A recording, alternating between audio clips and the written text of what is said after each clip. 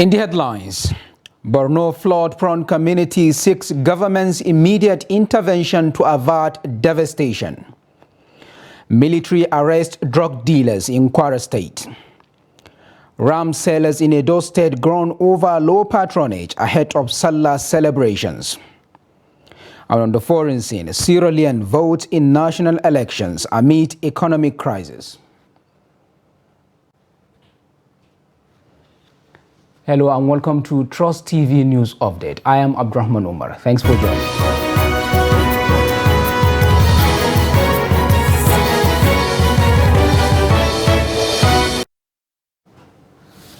Residents of Moromi community in Borno State have sent a Save Our Souls message to the state and federal government to intervene in the area of flood control to spare them the devastation that rocked the community following the 2022 floods. The appeal, according to the community, became imperative to avert a repeat of last year as the rainy season gradually settles in. The previous years of rainfall in some parts of the country came with floods, which affected many communities, especially in Borno State. Bitrus Kurisi has more. The 2022 floods, although gone, have left many apprehensive of the future after leaving houses and properties, including farmlands, submerged under water. The disaster rendered some residents homeless and forced others to relocate. Moromti community had experienced these havocs for long, especially the 2022 floods that affected over 300 houses and made life difficult for them. They are afraid that the worst could happen if the government does not construct waterways and drainages in the area. Babagana Shetima recalled the challenges he faced during the floods in his home. The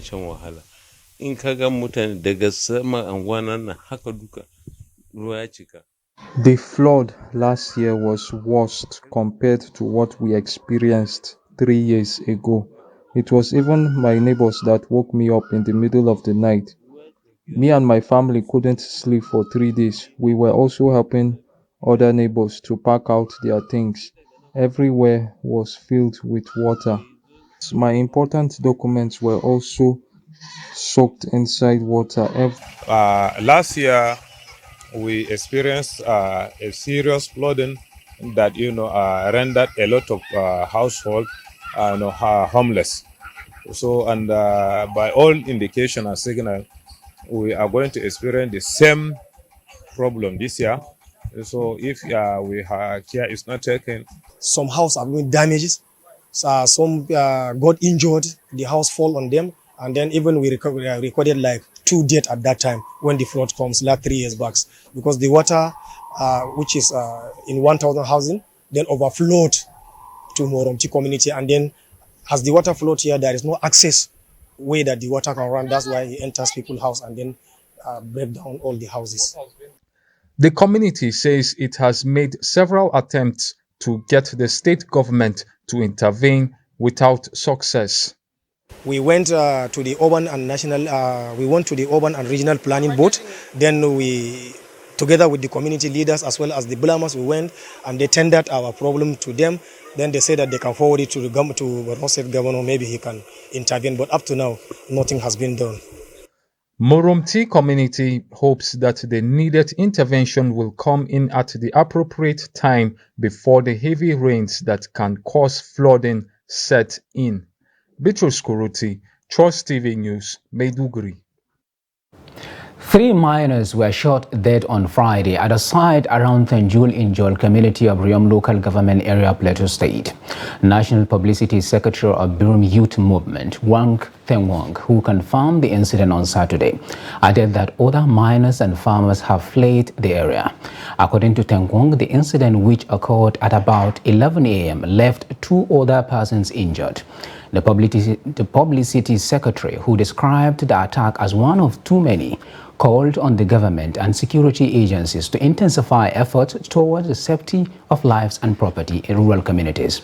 He said despite the deployment of mobile police officers in the area, killings have continued unabated. More than 200 people were recently killed in the villages of the Mangu, Barikiladi and Riom local government areas of the state. Police operatives in Katsina have raided some notorious terrorist camps in Bazari and Jibia local government areas of Katsina State and successfully arrested bandits and neutralized several others.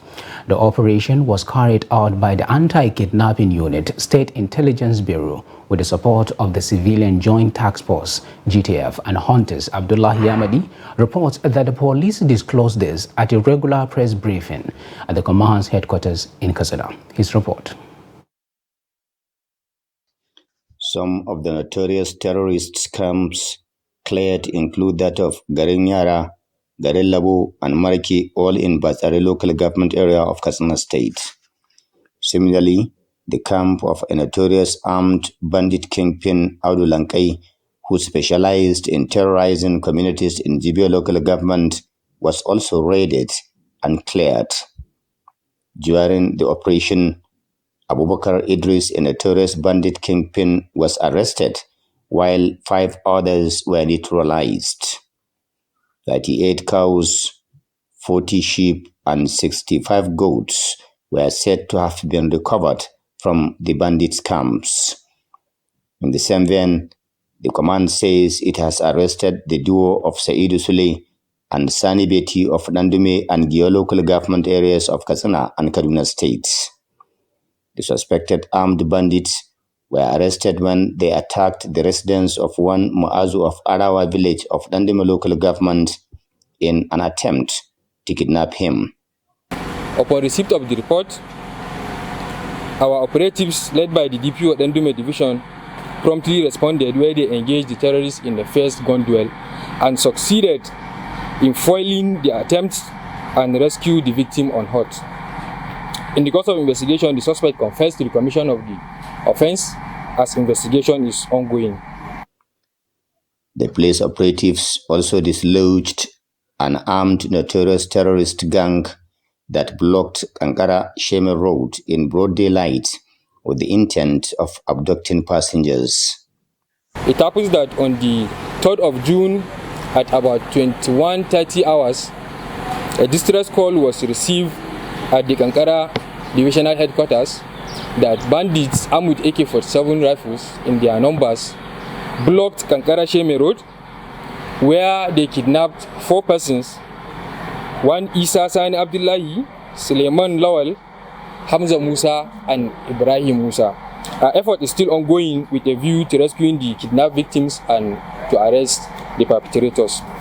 Although security agents are making concerted efforts to end insecurity, Katsina residents are calling for synergy between security operatives to the objectives. Abdullahi Ismayamadi, Trust Television News, Katsina. Troops of 22 Armored Brigade of the Nigerian Army on Operation Park Strike 2 have arrested 2 suspected notorious drug peddlers in Kwara State.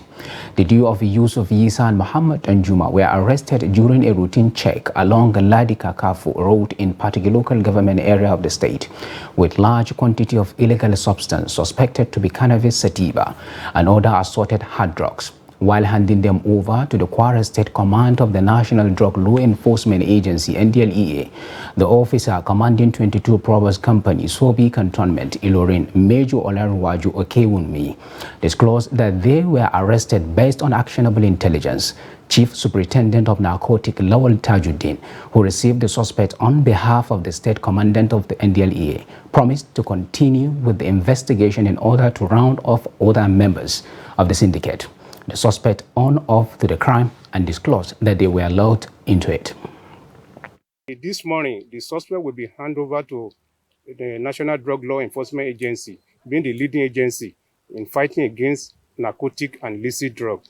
As we can see, the National Drug Law Enforcement Agency, they are on ground. We are going to hand them over for further investigation and possible prosecution. It's always a very long chain.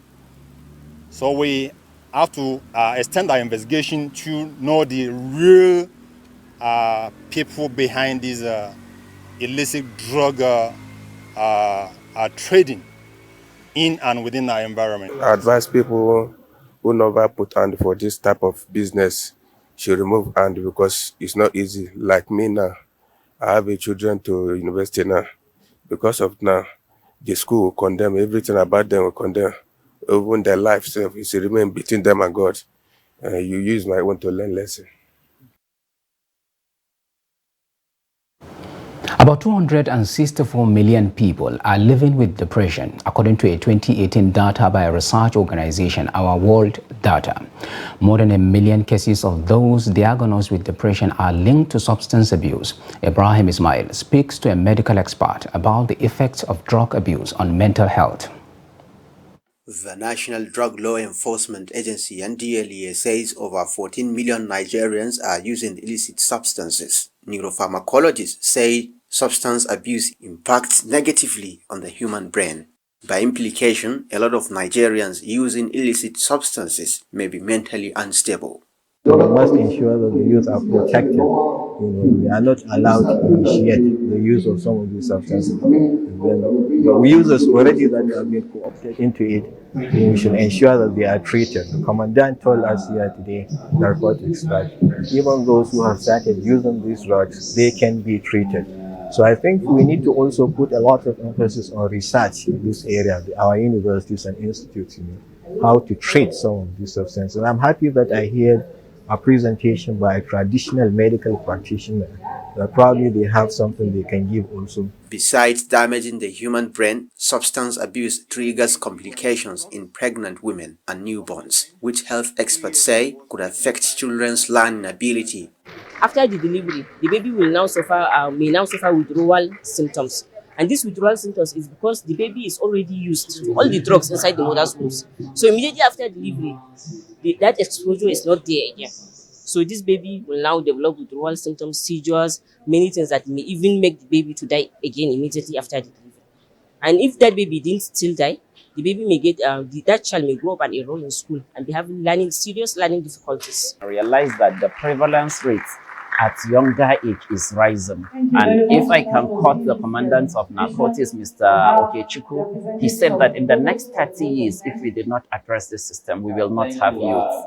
So it means it's better to catch these young children at a very younger age, tell them the effect of drug abuse and its impact on their body system so that they can take the message to their friends. Women and young Nigerians are at risk of imbibing the habit of substance abuse due to peer pressure.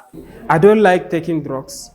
So if the drugs was prescribed by the doctor, I'll take. But if not, I'll not even go near the drugs because it's very dangerous. Even paracetamol.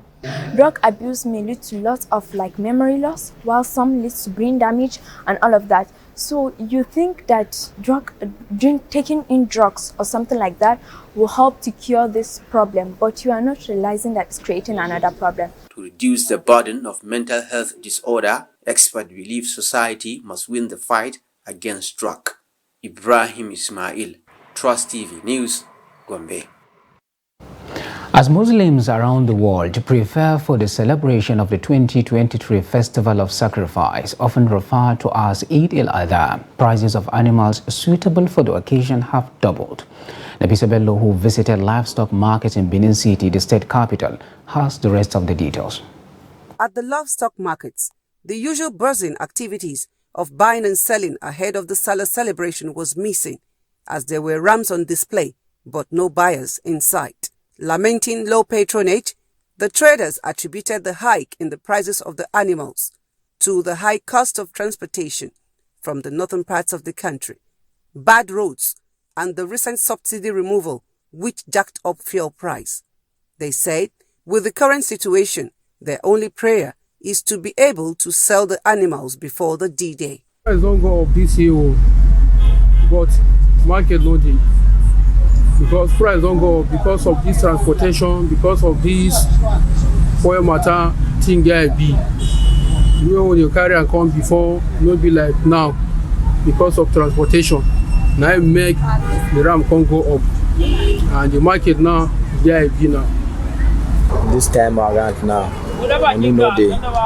people know they come market like that because of the resume of the time. Speaking on the economic situation in the country, which has continued to bite harder on the citizenry, the Imam of Abi Barracks Mosque, Uselu, Benin City, Zakaria Tafida, advised the Muslim Ummah to do the needful, as it is not a mandatory act to slaughter an animal if one cannot afford to.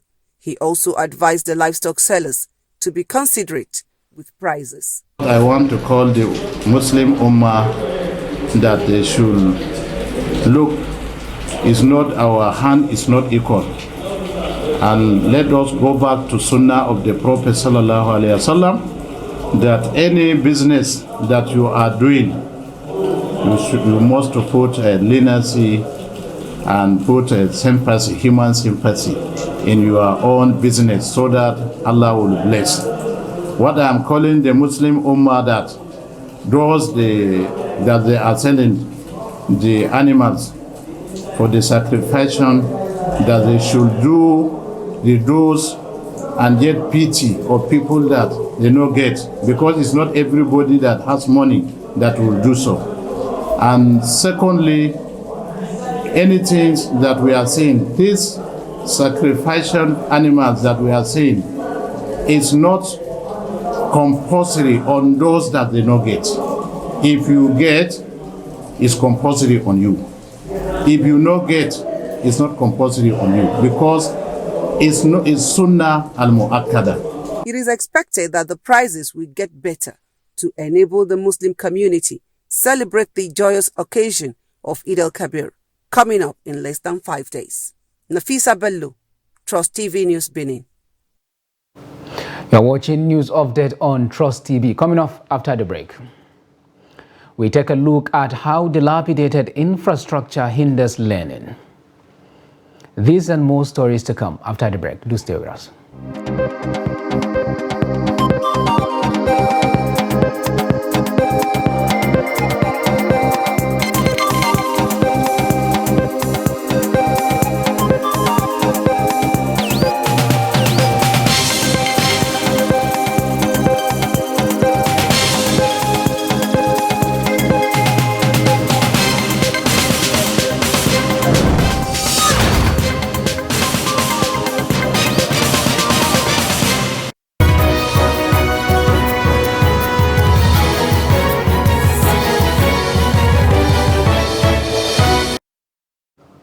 Welcome back, and in case if you are just joining us, this is the news update on Trust TV. Now, a recap of our top stories. We mentioned earlier that Borno flood-prone community seeks a government's immediate intervention to avert devastation. And military arrests drug dealers in Kwara State. Now moving on to other stories. The Joint Admissions and Matriculation Board (JAMB) has set the cut-off mark for 2022-2023 admissions into universities across the country at 140 and above. This was disclosed on Saturday by the Registrar of the Board, Prof. Ishaq Oloyede, during a presentation at the 2023 policy meeting on admissions to tertiary institutions and awards held in Abuja. Oloyede also noted that the board had approved a score of 100 as the cut-off mark for polytechnics and colleges of education. However, the JAMB registrar said universities are at liberty to decide individual cut-off marks, but no university will be allowed to admit any candidate who scores below the 140 benchmark. Also at the policy meeting, the federal government charged JAMB to maintain the sanctity of its examination at all times. The Permanent Secretary, Ministry of Education, David Adejo, said a compromised examination system will impact negatively on the nation's workforce. Ogede community in Ovia Northeast local government area of Edo State, where residents have called on the state government to, as a matter of urgency, come to their rescue and help facilitate the renovation of the only secondary school in the community. According to the community, the call became imperative as the present condition of the school poses a threat to the education of their children and works. Nafisa Bello completes the report. These are some of the classrooms in Ogede Secondary School, located along Upper Ekenwa Road in Ovia Northeast Local Government Area of Edo State. The appalling state of the school prompted the community leader, His Royal Highness Usadebame Ahaoa, to appeal to the state government for urgent intervention. He said he regretted that the community has been neglected over the years, leaving the people to their fate. It is truth that we have secondary school, we have primary school, we have health center, and this community is recognized by the state government. But as it is, we do not have any government representative. We do not enjoy anything from the government. We do not have any government support. The secondary school we have in this community, if you go there, you will see how it looks like. We have written to the government, we have called on the government, but we have not been able to get a reply from them. Other residents who spoke on the issue expressed displeasure over the poor condition of the learning environment and other public infrastructures, adding that most of the existing classrooms were put in place with the efforts of the community leader, residents and parents to make sure their children still have a school to attend. A lot of things are going on there where the children are not happy. No chairs, the roof is not there, and the little class they have, it's so congested. Even the one they have not removed, if you enter inside, it's totally wrong. It's totally it's not good for students to learn. What would mean that this is what the government should come to our aid, and these are what they said the children should enjoy because of our future. So we want the government to please come and visit the school. You see the school now, we have been spending our money to patch the zinc and every other thing there. So we call up the government, they will not respond. We need the government to take proper care of the school. Government looking at the school is not a good environment for children to learn. We don't cry, we don't tire. The children now, they waka, they know they sit down. No toilets, no bedroom. So they don't even they care for them. They don't try best. The government can help us repair the school. Make teachers, better teachers still they make them put chair. This boy away, not they so make them put some. The question begging for answer is, with the pathetic state of Ogede Secondary School and many others, will the recent promise made by the state government to bequeath a legacy of quality education and better workforce that is required to survive the fourth industrial revolution be fulfilled? Nafisa Bello, Trust TV News, Benin. Owners of buildings on BUK Road marked for demolition by Kano State Urban Planning and Development Authority (NUPDA) have accused the government of double standard. NUPDA had on Friday marked the building from Agundi Junction to WTC Junction by FCE for demolition, describing them as illegal structure. One of the owners of the buildings, Ismail Bello, told newsmen in Kano that the government is unfair to them by marking their property for demolition as due process were followed in acquiring the lands. He said most of them bought the lands from people allotted the lands by government, such as led Bashir Topa, Wada Aliyugaya, Abdulaziz Ganduje and Muhi Magajiri Mingadu, among others. He said plot number 25 opposite Kano Foundation initially belonged to Muhi Magaji, but he sold it to them, asking why Aliko Petrol Filling Station and others were not marked. Bello also said Senator Rabiu Kwankwaso has plots of lands here with structures on them. Same goes for Abdullahi Ganduje, but wondered why they were not marked for demolition. The aggrieved building owner said going by the same criteria for demolition, Gidan Murtala Housing Government Ministries and court has to go as it was built on the old city walls, and the Police Motor Traffic Department MTD that was approved during the second tenure of Rabiu Kwankwaso. And now in business news, financial institutions have been mandated by the Central Bank of Nigeria to obtain the social media handles of customers for the purpose of identification. It also asks financial institutions to obtain email addresses, telephone numbers, and residential addresses, among other things, from customers. This is contained in the new CBN Customer Due Diligence Regulations aimed at further strengthening the identification process in the banking system. The Apex Bank published the Central Bank of Nigeria Customer Due Diligence Regulations 2023 document on its website on Friday. According to the CBN, the new regulation was designed to provide additional customer due diligence measures for financial institutions under its regulatory purview. President Bola Tinubu will not return to the country on Saturday as earlier scheduled, but will be staying in London, United Kingdom instead for a short private visit.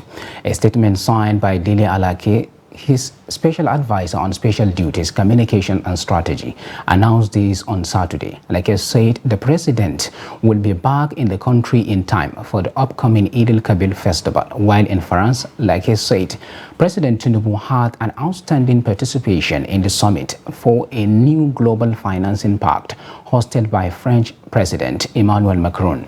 The presidential spokesman said aside his participation at the event, President Tinubu also held high-profile sideline meetings with fellow heads of state and government, global business leaders and chief executives of leading multilateral and development finance institutions from around the world.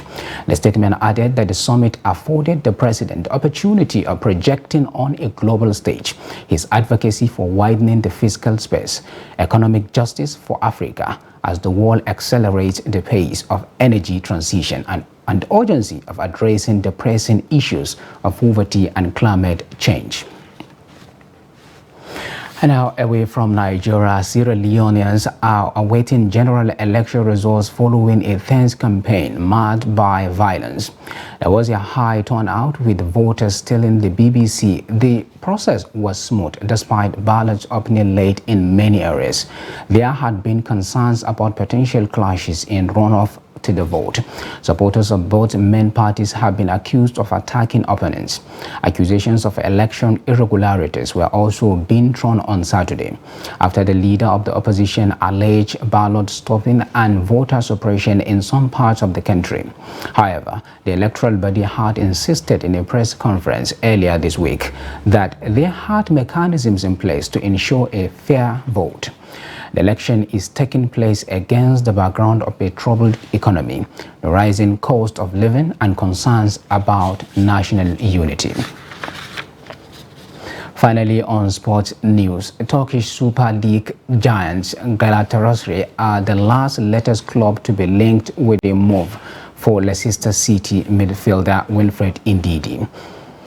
Ndidi is keen to leave the King Power Stadium following the Foxes' relegation from the Premier League last season. And with that, we have come to the end of Trust TV News Update. Do not forget to follow us across all our media platforms and our YouTube live stream. I am Abdurrahman Umar. Thanks for watching and bye for now.